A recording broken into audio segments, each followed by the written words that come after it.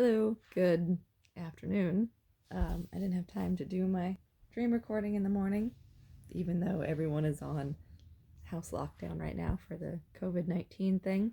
Oregon just went into lockdown, and I haven't been doing my dream journaling, even though I've been dreaming every night.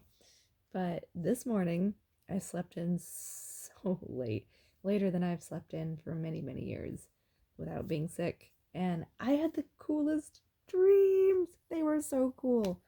One of the dreams was I found I forgot what the violin thing is called, but my arm was a violin, I guess, and I could use the stick, the bow, yes, the violin bow, and I could play violin on my arm, and I was partially lucid, so it was so cool. So I could just walk around and just make music on my arm. Um, I had another dream where I was painting the walls of my house everywhere. Oh.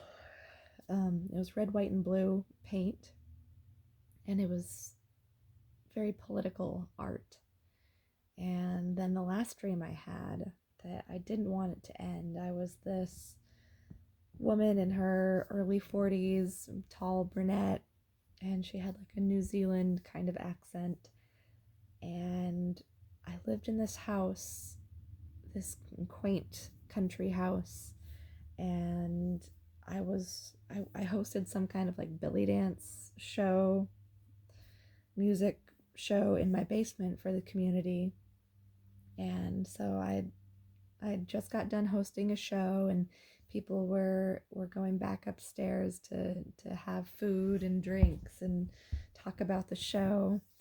And I went to go change my outfit from my show clothes to something more casual, and I went down a hallway and it was like a dollhouse, and I was like, oh darn it, blasted house, not again, house. And then it occurred to me, to my character, that the house that I lived in um, occasionally adopted rooms from other houses, like the ghost of a room from another house somewhere around the world that had gotten torn down or like burned down or oh, I don't know why this makes me yawn. Probably because I'm thinking about yawning. I'm like, don't yawn while you're doing the video, and then I yawn.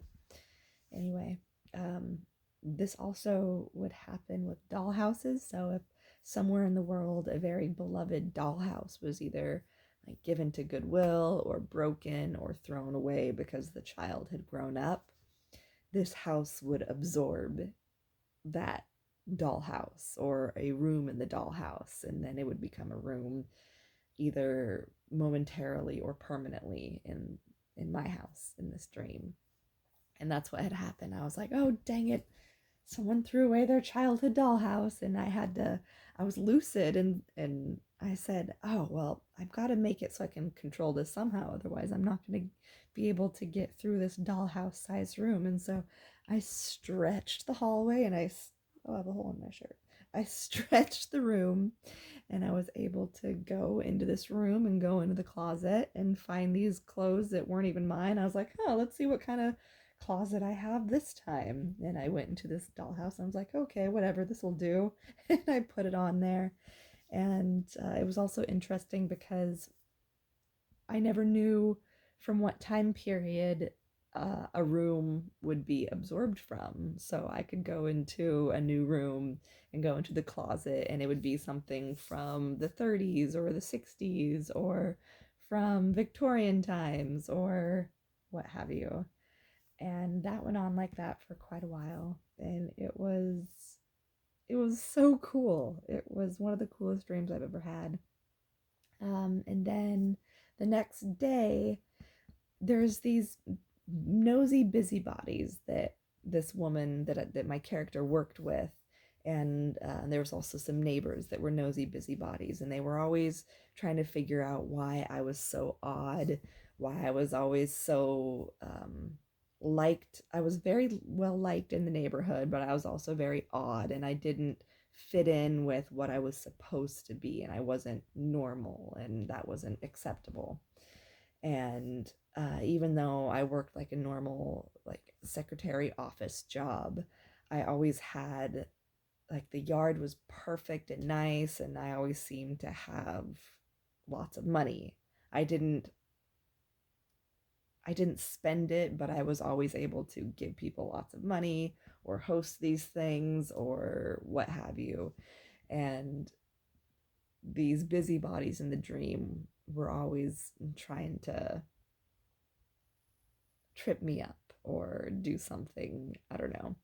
And they were like, let's spy on her. And so my character went downstairs, and she had two children, and I could hear them.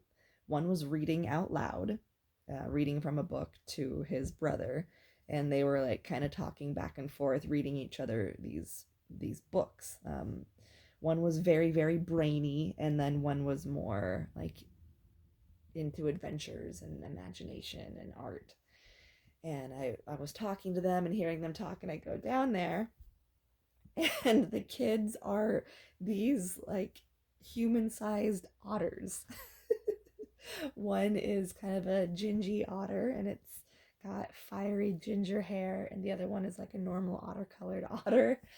And the one of them is wearing these gold rimmed round glasses, and I inform them that they have to pack their bags, and they have to wear human skin for a while. So they have to take off their otter skin and put it away. And they're like, oh man, it feels like I'm wearing a turker or so. They said some weird word that I don't know, but I took it to mean like they felt when they were in human form, they felt like they were wearing a turkey, like they were stuffed inside of a turkey.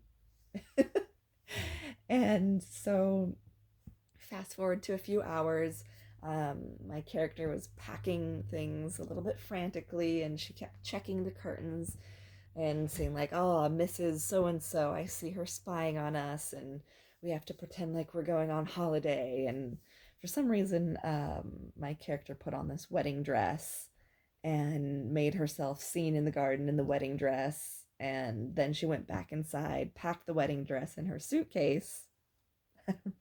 And then the next scene was her folding these otter skins into a drawer and then locking them. And the kids were like itching their human skin, and she took them aside, and she was explaining something, and they were kind of like, I know. And it was obvious that they had heard this hundreds of times. And she started explaining to them, now, you don't have human immunity, and you're going to be exposed to a lot of things that you're I don't remember the exact words, but basically it was, since they're actually otters, they're immune to things that animals are immune to, and when they're in their human form, they are they're they're at risk of getting human germs and human diseases, and so they had to be very very careful. And then it came out that not the brainy one with the glasses, that's the ginger one, the other one had occasionally, he had been sneaking out in his human form to like study humans and like sketch people at the park and stuff. And so he had been exposed to germs, and therefore also exposed his brother, and so it might not be as bad. And then the brainy one explained a bunch of stuff like all sciency, because he knew it, his brother had been sneaking out. And then she was like, and oh well, I guess it's a good thing, but you shouldn't have done that. And I'm not saying I'm not mad at you for disobeying, but and then they packed their suitcases, and they got into this like 1950s old car, and they waved to their neighbors, and they headed to the train station. And then I woke up. It was such a cool dream. I have no idea where that came from. that would be the cutest children's book ever or movie. The house was so absolutely awesome. It was the way that it absorbed the ghost of other houses and the rooms of other houses, yet stayed the same size on the outside, was so fascinating. And you got to learn about different families and tragedies and triumphs and cool memories and just so many fascinating things. I put this dream all in a nutshell because there was a lot about the different rooms and stuff that went on in that dream.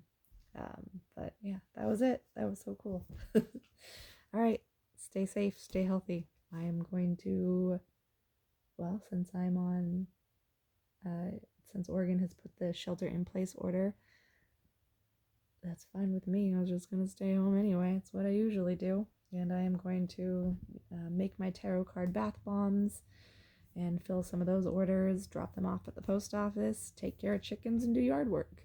Business as usual. Oh, if you're interested in my tarot card bath bombs, visit The Fizz Wizard on Etsy. All right, see you guys later. Bye.